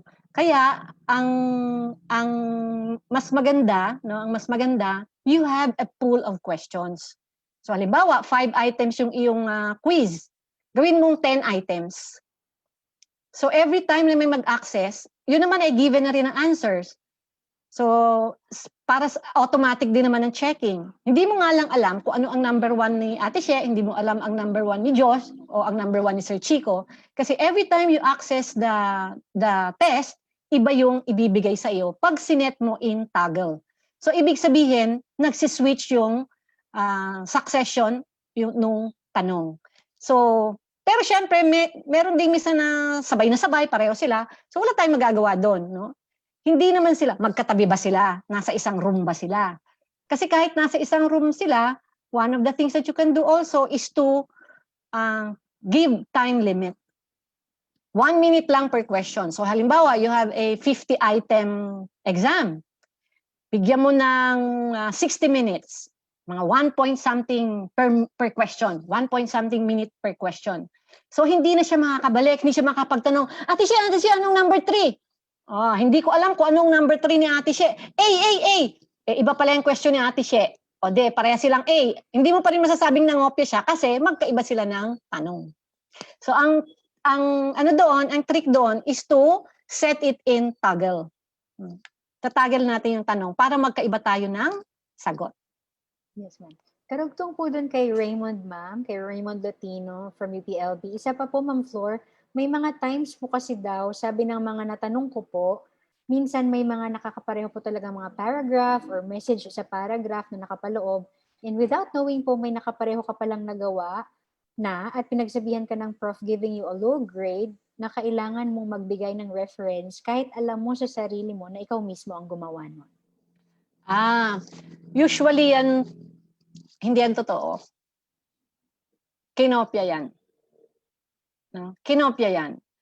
So makikita mo, kung talagang hindi siya ang gumawa, i-cut and paste mo, tapos i-search mo. Pag lumabas, sino nagsisinungaling? Kaya usually, pagka nag-share kayo ng assignments, nag-share kayo ng exercises, sinasabi natin na hindi sa dahil mali ito, masama ito. Kung hindi, baka mali ang sagot. So pag mali ang sagot, merong original. So tatawagin mo ngayon sino ang magkapareho ang sagot. Patutugain mo, syempre. Syempre may tutuga dyan. Magsasabi yan kung sino ang original at sino ang nangopya. O pagka ganon, sa UPLB, Student Disciplinary Tribunal ang bagsak natin. No? Kasi, hindi pwedeng pareha ang sagot eh. Hindi pwedeng pareha ang inisip natin. Malamang, pwedeng magkapareha tayo ng idea. Pero the way we crafted it, the way we wrote it, I doubt kahit isa, kahit 100 yung estudyante, walang magkapareha kahit isa. I have had a number of students, ang pinakamaliit kong klase online is 120. No? So, walang nagkakapareha talaga. Imposibleng magkapareha, especially if your exam is essay. Pero caution, pag kayo ay napakalaki ng klase at kayo ay nagpa-essay, siguraduhin nyo na meron kayong Turnitin, no, for plagiarism, baka kinopya online, o kaya marami tayong mga tools, no, to detect plagiarism, but I think these are paid subscription. Well, dapat ang university has to invest on that. Also, pagka ikaw ay duda, balikan mo yung previous assignments. Balikan mo yung mga emails. Paano magsulat? Kung napakaganda ng sinusulat, walang kamali-mali, malamang sa hindi, kinopya yan. O kung kaya, iPhone ang gamit ninyo. Kasi sa Moodle, or sa Edmodo, or sa Google Classroom, meron itong mobile version, no? Merong Moodle mobile. Doon pa lang kita mo na yung assignment eh. Kung may diferensya. Nagbabago yung font. At saka yung IP address, no? Internet protocol, kung ano ang ginamit ng IP address to send the assignment. Nakikita doon. At saka doon sa properties ng paper. Makikita mo doon, pwede na sabihin, ay ginamit ko kasi yung computer ni ganito, kaya ganun ang pangalan. Sino kaya yon? O establish mo, sino yan? Kaano-ano mo yan? O bigyan mo ng chance to defend themselves. Kasi ibig sabihin nun, kung ikaw ay may IP address at ikaw ay halimbawa ikaw ay taga Los Baños, ang ini-expect kong IP address mo ay Los Baños, di ba? Ang IP address mo Manila. Bakit nasa Manila ka may COVID nga kaya ka nga nandito, kaya ka nga online So malamang, taga Maynila ang pinagawa mo ng assignment. No? Actually, yun ang isang kinatatakutan ng mga online teachers. No? Kinatatakutan na, eto ba talagang estudyanteng itong ang naka-enroll sa akin? O may binabayaran na iba para umupo, gumawa ng papel at gumawa ng exam? Sino ang talo? Pag ikaw lumabas sa kolehiyo, paano mo gagawin yung pinagagawa sa iyo? 'Di ba? You're cheating yourself. You're not cheating your teacher. Kahit yung ginawa mong shortcut, nakapasa ka, nakakuha ka ng magandang marka, ano ngayon? Kaya mo bang gawin paglabas mo sa totoong mundo? Kaya mo bang gawin pag nagtrabaho ka na? Malamang, hindi. So, sino ang talo? So dapat yung ating students talaga should be independent, no? Self-motivated, no? Self-directed. Pag sinabing bibisita kayo sa ating portal or sa ating LB, no? Sa Los Baños, ang Moodle namin is called LB, e-learning based instruction. Sa UPOU, they call it My Portal. So pagka nasa My Portal ka, you behave differently. At pag ikaw ay may cheating na ginagawa, kitang-kita. Because the platform itself, no, meron yung administration na hindi nakikita ng student. Yung page ng student, pwede akong mag-switch role. So kita ko kung anong ginagawa ninyo. At saka may administration yun. Dapat di ko to sinasabi dahil alam nyo na. But because you are new to the system, siguro makakahanap kayo ng bagong way to cheat. But, ito lang masasabi ko, you are cheating yourself. So kung sanay ka namang mag-cheat at ikaw ay nabuhay sa cheat, eh wala na akong magagawa sa iyo. Ang masasabi ko lang, wala kang natutunan. Wala kang may pagyayabang. Wala kang kapital. No? Dahil sa university, ang ginagawa natin is to, no, social capital, produce social capital. So how can we have social capital kung nabuhay tayo sa cheating? Kung nabuhay tayo sa paggawa ng iba? Kung nabuhay tayo sa ghostwriter? Ano pwede mong gawin? Sa bagay, hindi kami na kailangan magtrabaho. Ako na may yayamanin. So, I only need a diploma and a picture wearing the sablay regardless of how I earned it. Kaya ba ng konsensya mo yun?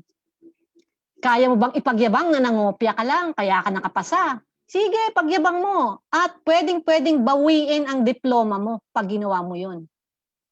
No? Pwedeng bawiin, kahit na nakapagmarcha ka na approve na ng BOR. The university can always get back your diploma if this was done. No? If this was done if this was done negatively, if this was done fraudulently. Kaya kung ako sa inyo, kalimutan nyo na yung cheating.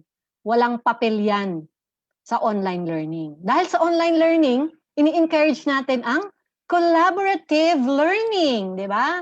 So meron din diyang konti lang, collaborative cheating. Pero at the same time, natuto ka, di ba? Ay, ganyan pala pag-solve. Sige nga, subukan ko pag ibang numbers. O, di natuto ka, pero hindi mo natutunan ng ikaw lang. Humingi ka sa tutor. And what's wrong with tutoring? Nagbibigay nga kami ng tutorial services eh. And also, siguro ito, I always do this. I do not give pen and paper test. Kasi ang gagawin ng estudyante, magmemorya. Rote, no? Kasi madaling gumawa ng true or false, multiple choice, identification. Ay, hindi yan ang test ng online. No? Tawag na natin authentic assessment. So dapat, i-gauge mo yung application ng mga itinuro mo. So more on the principle, halimbawa, the principle of metamorphosis. How would you apply this in your life? So alam niya kung ano yung metamorphosis, pero hindi siya titingin sa libro na how is metamorphosis defined? So pag naintindihan yung metamorphosis, may papakita niya ngayon, this is a stage, no, just like me. Alam mo na may naintindihan. Ako, I always do oral exam. So meron akong set of questions. Sabi ko, I have 32. Siyempre, hindi ko muna tinatanong. Inaano ko muna, ginagawa. How are you today? Kumusta naman ang mga buhay-buhay? Wala bang na-COVID dyan? Sa next sem ito, sa next sem. Humanda na yung mga estudyante kong ma-attend ngayon. Kumusta naman? Okay naman po. Wala naman kami, no? Okay lang. So, at ease na siya, di ba? At ease na siya. So, ngayon, bibig siya, okay, I have 32 questions. I'd like you to pick a number between 1 to 32. Ang lucky number ko, ma'am, ay 7. Okay, here's your question. Question number 7. Send ko pa sa chat yung question para mabasa. Di sagot-sagot. I know I wrote it somewhere. Ibig sabihin, hindi alam ang sagot. O di, alam ko na hindi alam ang sagot. Would you like to pick another number? Number 10? Medyo ano na, aligagana. Ibig sabihin na, nako, ano naman kaya ang question ng number 10? Hanggang sa makakuha siya ng tanong na masasagot niya. Eh, syempre, meron na yung mga ano, you already know the breadth and depth of what the student knows. Kaya siya oral exam. No? It's a 15-minute exam, pero ngayong coming semester, it's a 30-minute oral exam. So, hindi naman yun cover to cover. Ang key lang in online exams, no, pag ito ay oral authentic assessment, is you focus on your learning objectives. Ang mga tanong, magpo-focus lang sa learning objectives. Kahit na yung multiple choice, kahit na yung true or false, no? Wag naman mga modified true or false kasi ang hirap din naman nun mag-discern. Pero you can also do that, why not, no? At doon naman, identification naman, mahirap din kasi minsan yung computer is sensitive case. So ilalagay mo, ano yung options ng mga sagot? Ito ba ay acronym lang? Ito ba ay all caps? Ito ba ay lowercase? So dapat lang lahat ng options na yun gagawin mo. Kasi kung hindi, mamamali si student. But of course, you could do it mano-mano naman later. All right, ma'am. Thank you so much. Raymond, I hope that answers your question. Ano? Kasi talagang sa virtual learning talaga mahirap mag-cheat, ma'am. Kasi makikita at makikita talaga. Okay, moving on to the next question from Karen Grace Abella, ma'am. Hello po, I just want to ask, is it ethical for teachers to require students to turn on their cam and or mic during synchronous learning? It's just that not all students are comfortable with speaking or sharing their personal space to the online world. Thank you very much. Yeah, but because it is synchronous, it means it is a learning that is done simultaneously with the faculty and the classmates. So dapat po matuto siyang maging zero-fitic. No? Kailangan siyang mag-adapt. Kailangan mawala yung pagiging shy niya at ano ba ang tawag doon sa ano? Ano ba ang camera phobia? Wala po tayong magagawa kasi po hindi natin alam kung siya po talaga yung nasa likod ng camera. Posibleng iba yung sumasagot para sa kanya. And the only way, kaya ako pag nag-authentic exam ako, camera please, on camera please, hindi pwedeng walang camera. Kasi malay ko ba kung sino ang nasa kabilang linya. O di syempre, halimbawa, naputol in the middle. Habang nag-exam naputol, nawala ng internet, nag-brown out. O di pagbalik, alam ko na yung boses. Uy, bakit na iba ang boses? Bakit ang gandang umingles nito? Siguro iba na yung nakaupo. So magdududa na ako. So again, give the benefit of the doubt. Remember what you said? Can you repeat what you said earlier? Di patay. Kung hindi yan na repeat self earlier, huli na. Pero kasi tayo, as teachers, hindi yung panghuhuli ang ginagawa natin. No, we try to establish what students have learned. No? Kasi we are not teaching them what, but you are teaching them to learn how to learn. Yun yung skill na dadalhin nila after, not only during online classes, but after university. Papaano sila magkakaroon ng lifelong learning. No? Hindi yung mga tinuturo natin sa klase. Siyempre, importante yon, those will be their guideposts, no? But in real world, kung hindi naman sila doon napunta sa trabaho yun, nasa call center sila, paano sila ngayon mag-cope? So you teach them how to learn regardless of the job that they will be acquiring later on, no? What job they will be landed on later. So yung coping, it's not even a coping, it's adaptation. You know? How do they adapt to the new normal? All right. Thank you, Ma'am Benj. I hope that answers your question. Also, another question, Ma'am, from Rain Redondo. Question regarding anti-cheat measures. Any tips or tools po para makaiwas sa pag-cheat or pag-plagiarize? Para hindi po ako accidentally maka-cheat or plagiarize kapag kumukuha ng idea from a source. Yun nga po, pwede nating i-cut and paste yung mismong text, yung sinubmit sa atin, halimbawa, Word file. Yun lang, pag pina-PDF ninyo, kasi pag PDF, hindi ba, mas maganda yung mas maganda yung default, hindi nag-move, mas magaan. Pero sa PDF kasi, mahirap i-detect. Kaya ako, I always require the submission to be in Word file. Kasi doon sa Word file, unang-una, tingnan nyo yung properties. Click nyo yung Word file, tapos properties. Doon sa properties, makikita nyo sinong gumawa ng assignment. Pag merong may mismatch, sige, wag muna ninyong sabihin ng opya. Pwede ninyong tanungin ngayon. Sino si Cheryl Ebron? Ikaw naman is si Michael Jonas or Josh Jonas. Office mate ko po, ginamit ko po yung kanyang computer. Okay, lusot. Tapos tingnan mo ngayon yung kanya mga previous submissions niya. Paano siya magsulat? Paano yung grammar and syntax niya? Talaga bang magaling siya magsulat? Talaga bang may sense yung kanyang ginagawa? Kung talagang may sense, ibig sabihin, baka siya talaga yun.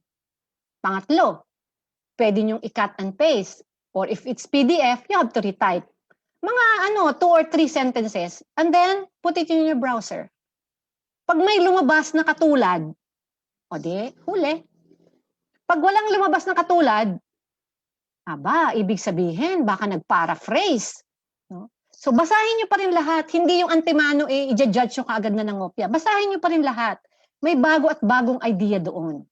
So, ibig sabihin lang, nangahoy siya ng konti. No? Para pagandahin yung kanyang paper, nangahoy ng konti. Pero, dahil ikaw, alam mo kung sino ang nagsabi, lagay mo ngayon si author. How many is a bronze and how many is Jonases? Sasabihin ngayon Ebron, ma'am, mga 10% Ebron, 90% Foucault. Di huli na. Diba? So ngayon, paano mo siya? Kakausapin mo siya. Alam mo, anak, kasi sa university, hindi tayo pwedeng gawin ito. Plagiarism kasi yan. Pwede tayo ma-IPR, pwedeng mademanda ang university pagka ganyan ang ginawa natin. So, pagbibigyan kita ngayon, ha? Pero next time, wag mo nang gagawin. Kasi pag ginawa mo yan uli, dadalhin na kita sa SDT, yung aming ditong Student Disciplinary Tribunal. Magkakakaso ka. Magkakaroon ka ng record. So, ibig sabihin, hindi na maganda ang iyong record sa university. Hindi magiging maganda ang iyong reputation. So, sira ka na. At depende, no? We have cases in the past. Depende sa gravity of the material copied. Kung talagang pangalan lang ang pinalitan mo at ginawa mong iyo, bonggang-bongga, goodbye, tinapay ka. Dismiss ka sa university. Pero kung mga lang naman, 50% lang, 30%, 50%, hindi pwedeng ganoon. So may kaso ka. Pero kung mga 15%, 20%, pwede yan. Kasi ang Turnitin, 20% is okay. 18 to 20% is okay. Wag lang napakarami. Kasi hindi naman pwedeng original lahat yun eh. Wala naman talagang, kayo ba 100% original ba kayo kahit mga lecture nyo?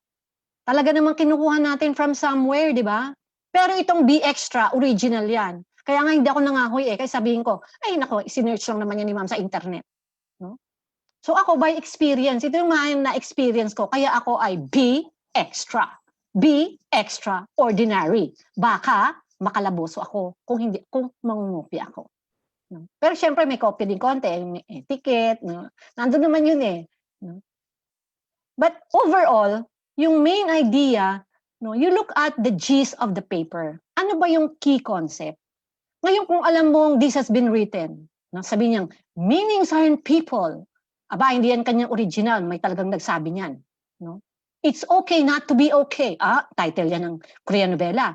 So hindi talaga yan original. So malalaman mo, point it out. Kaya tataling mo, or bigyan mo siya ng pasubali. Ako like kong sinasabi, pag alam ko ng opya at ayokong in your face, nangopya ka, huwag ka na magsinungaling. Hindi ko ginaganon. Sinasabihin ko lang, please submit something that cannot be challenged. Ibig sabihin, alam kong nangopya ka. Kaya, pwede ba? Pakisite kung saan mo kinopya, kokopyahin ko rin. Kasi maganda yung sinabi. Di ba? Ganun lang yun eh. So, automatic, hindi mo siya automatic na ginajudge na ngopya siya. So, you give some stages, no, to prove. Pero kung talagang very grievous yung nakumit na violation, then it has to be up in the SDT. Kami ilan ang na-SDT namin at ilan na rin ang na-dismiss because of plagiarism. Eh, hindi tumatanda eh. So, wala. You do not deserve the sablay. You better get out of the university. We don't want students who are dependent or who are like parasites, no? Mushrooms that would thrive because of others. Alright. Thank you, Ma'am Benj. Medyo sharp, pero talagang, yun talaga yung kailangan nating marinig. Now, we have a sharing, ma'am, from Rosemary Amparado. Sabi niya po, I checked the possible existence of suspiciously scholarly statements of students before in Google and Voila caught plagiarizing. LOL. Feedback to the students writing, I wrote the URL where I plagiarized statements. They never did again. LOL. See, talagang ipapamukha mo sa kanya, alam ko ang ginagawa mo. So, hindi na yan uulitin. So, tayo as faculty, we give them a chance, no? May second chance. Huwag naman yung first offender, dismiss ka agad. Bigyan natin ng konting chance. Pag habitual na, no, nagiging ritual na nila, abay, ibang usapan yun. Yes, ma'am. Another sharing, ma'am, from Jeffrey Salem. Napakaganda ng sinabi ni ma'am. Teach the students learn how to learn and learn to adapt. Thanks, ma'am, for this insightful discussion. You're welcome. Another one, ma'am, sharing again from Orlan Tormen. In my research class po, kadalasan puro copy and paste. Tamang-tama po ang topic na ito for my students. Mm-hmm. Yeah, copy and paste talaga. Kasi pinapa-review natin sila ng literature. So, usually, pag nagpapa-review ka ng literature, ang tendency ng bata ay kung ano yung nabasa niya na talagang swak na swak sa gusto niyang gawin, i-capture niya yun. Pwede naman yun eh. Basta lagay lang niya yung reference, lagay niya yung year, lagay niya sa bibliography, or sa references, walang masama doon.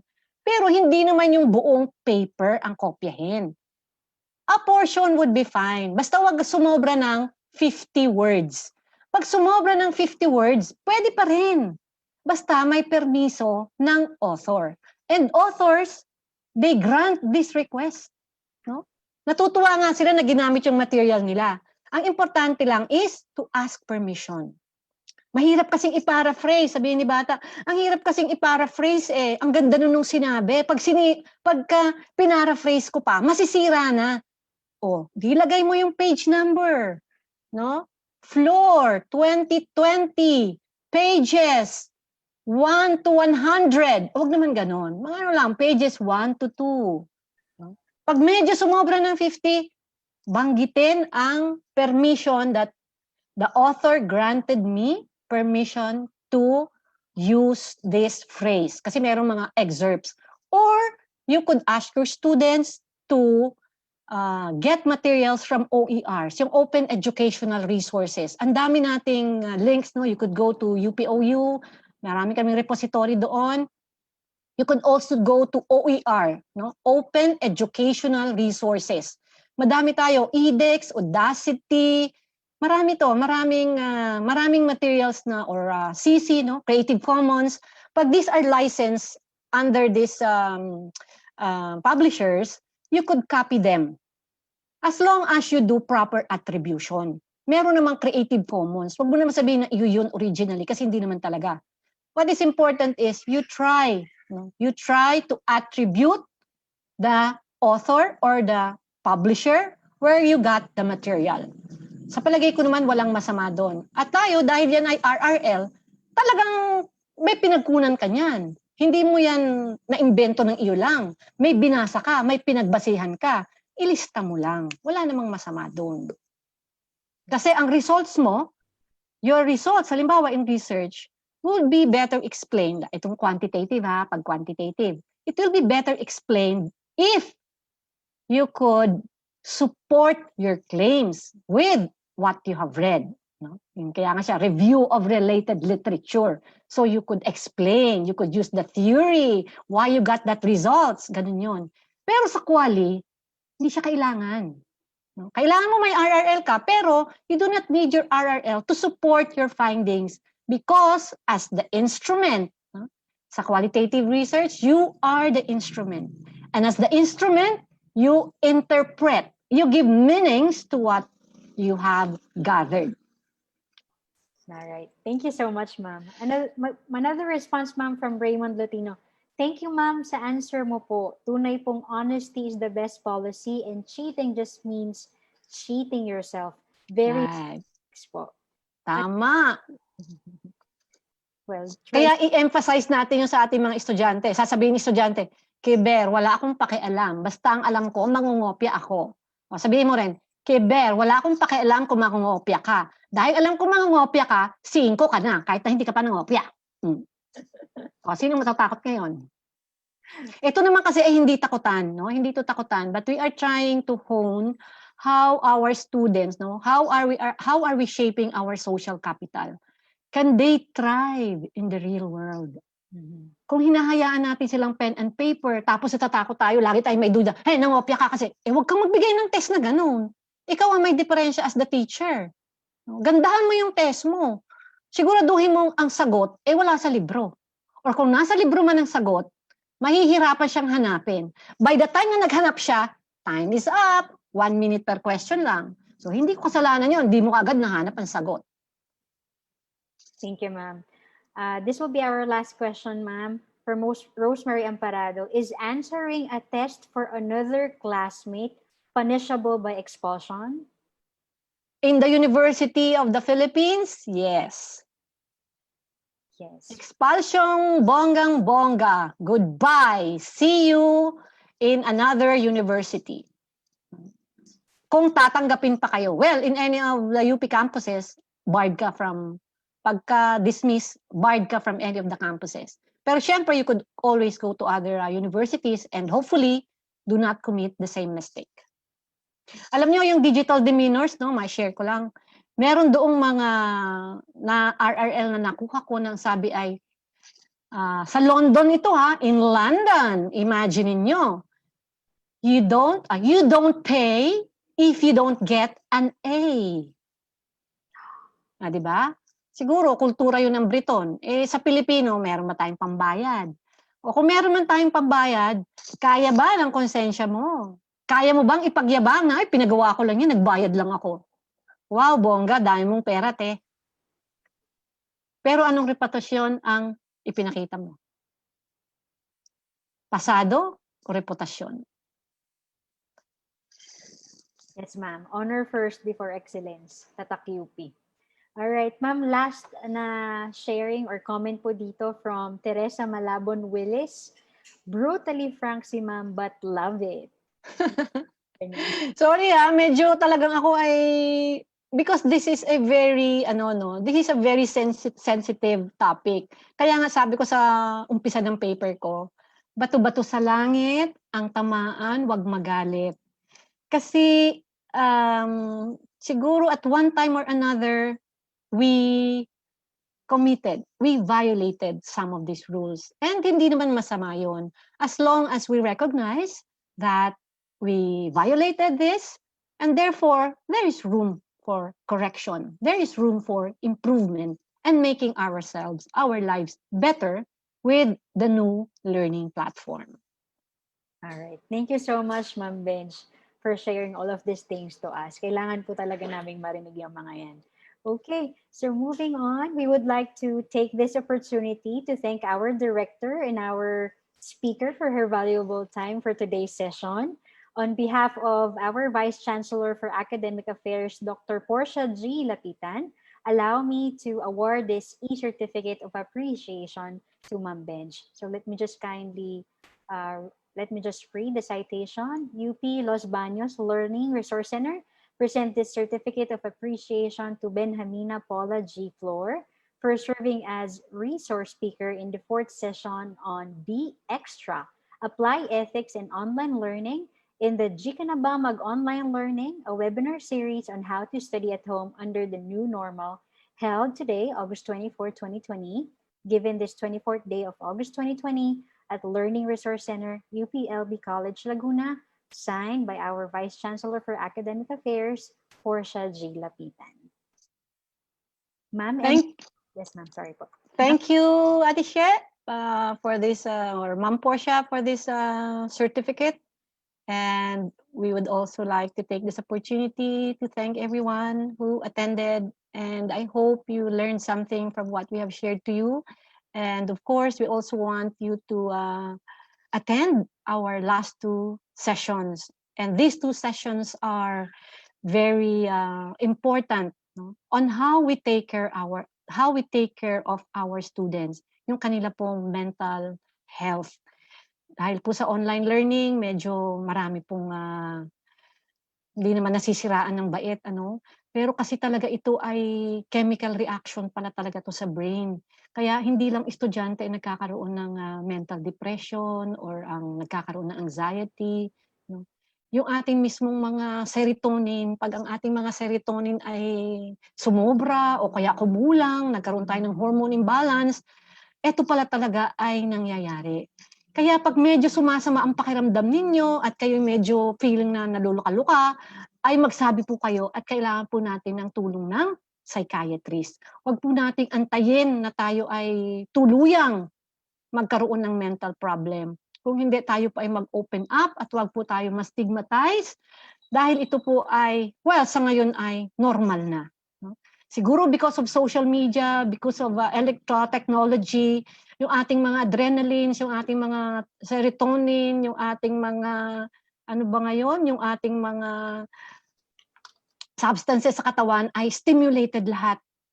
That they add up to how we behave, no? Online or offline. Kaya po dapat tayo ay maging transparent at tayo po ay maging bukas ng ating pag-iisip sa mga bagay-bagay na ito. Thank you very much, Ma'am Benj. Salamat po talaga sa lahat ng mga shinare niyo po for this morning. So I hope you guys, marami kayong natutunan kasi ako personally, ang dami kong natutunan sa session na ito. Medyo sharp, medyo frank, pero that's what we need to hear. All right? Now, moving on, for the evaluation of this session, the link to the evaluation form is going to be shown on your screen. Please go to that link and kindly give us your comments and suggestions. Kindly help us serve you better by answering the form. And let me also post the link in our comment section so you will also have the opportunity to click it. All right. And then just an announcement and reminder, we only have 2 more remaining sessions, guys. That would be on Wednesday and Friday. So atinan na po natin lahat yan. For our next session, join us again for the 4th session of the GKNB Mag-Online Learning, a webinar series on how to study at home under the new normal entitled Vibe Check. Okay, addressing the social and emotional needs of students during the COVID-19 pandemic. So Wednesday po yan, guys, August 26, 2020 at 10 a.m. with our consultant psychiatrist, Dr. Alexandra Jean C. Palis. 4 out of 6 webinars, guys. Itodo na natin to. Sulitin natin ang GKNB Mag-Online Learning Webinar Series. Attend all the remaining sessions for us to be well-equipped and fully prepared for this coming first semester academic year 2020-2021. Again, at this point, we would like to recognize our team behind this webinar series.